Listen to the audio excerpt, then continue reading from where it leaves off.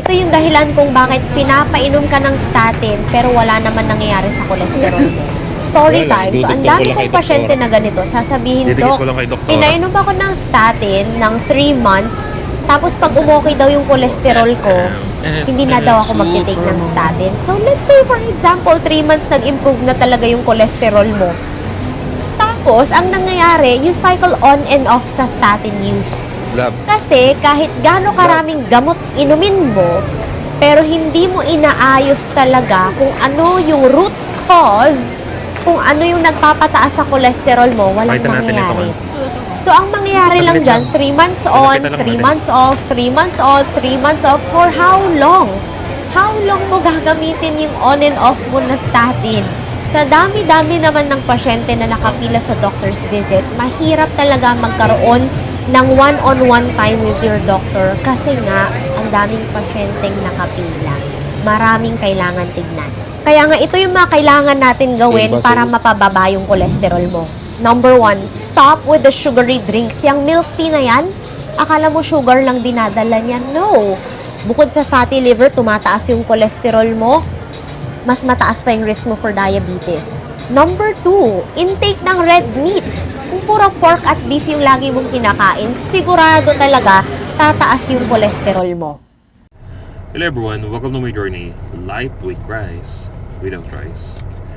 Napakaganda po ng topic natin ngayon sapagkat marami pong tao paulit-ulit at umaasa na lang talaga sa pag-inom ng statin drug upang masolusyonan ang pagbaba ng cholesterol. Alam niyo po, isa sa pinaka nakakatawang isipin ng akala natin ay kalaban natin ang cholesterol, which is there is no such thing as good and bad cholesterol. Ito po paulit-ulit ko na itong dinidiscuss sa mga matatagal na po nating followers. Lagi niyo pong tatandaan na wala pong nakakatakot sa pagtaas ng cholesterol. Kung pag-uusapan po natin, kaya po nang diniscuss ni doktora na kailangan malaman what is the root cause ang pagtaas ng cholesterol. Alam niyo po, kailangan po ninyong buksan ang inyong kaisipan patungkol sa upang malaman ninyo what is the real root cause ng pagtaas ng cholesterol na nabanggit niya na sugary foods. Pag sinabing sugary foods, kailangan mo ng lahatin. Bakit milk tea lamang ang pinagtripan mo na banggitin?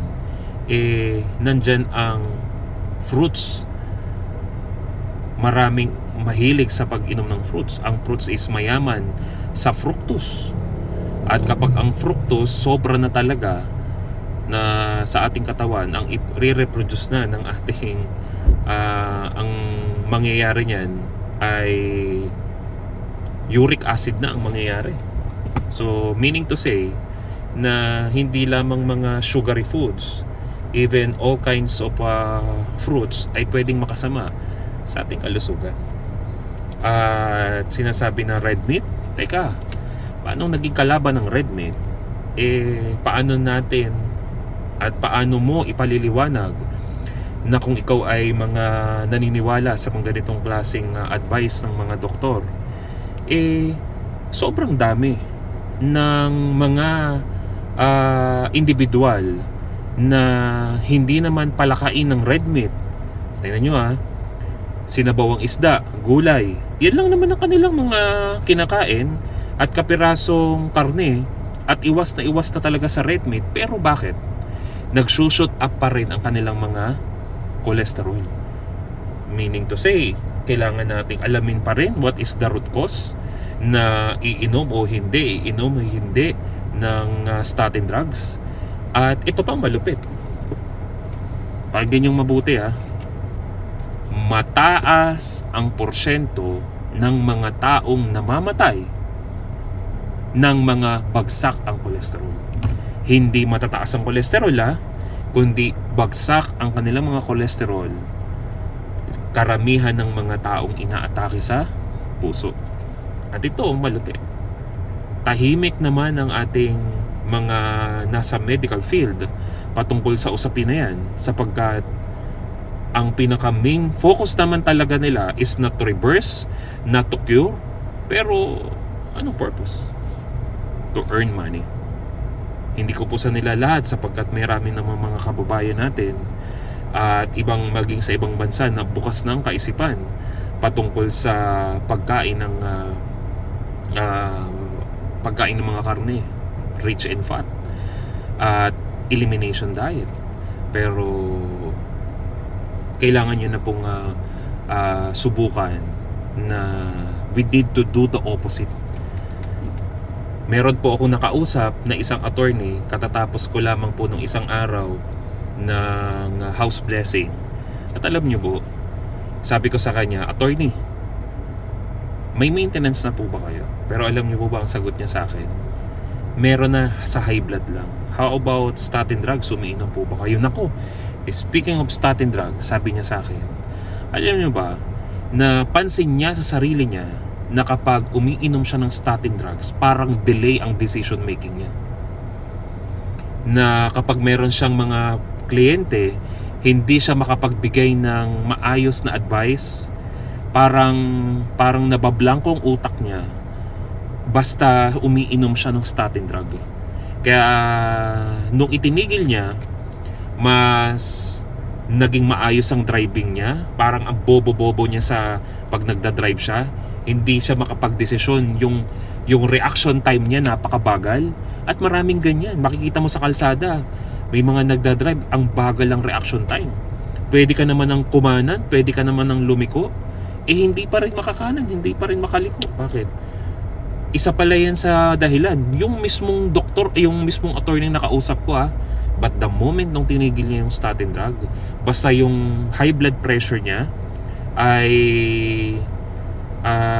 iniinuman niya yun ng gamot, pero yung cholesterol niya walang problema sa kanya kahit nagsushoot up na ang cholesterol niya.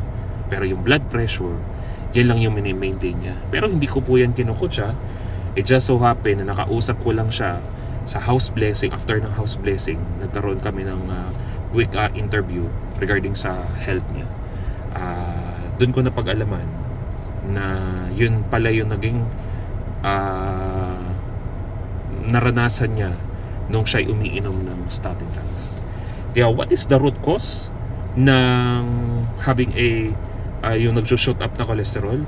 Tatandaan mo po, the main reason bakit nagsushoot up ang ating cholesterol, sapagkat, pakinggan nyo mabuti ang diet po kasi natin ay low cholesterol diet. Kung tatanungin nyo po ang mga kino-coach ko, ang itlog na pinapakain ko sa kanila, 12 pataas. Sky is the limit. Sapagkat the more na high in cholesterol ang ating kinakain, bababa naman po yung cholesterol production ng ating liver sapagkat rich in cholesterol yung ating kinakain. So ano po yung pinaka-sekreto? Let's do the opposite. So ako po, nagbibigay lang ako ng health advice. Hindi po ko kasing eksperto ng mga kakilala po ninyo, pero may proven and track record na po ako na marami nang na-reverse anumang sakit na meron po sila sa tulong at biyaya ng ating Panginoon by simply elimination diet and proper way of eating.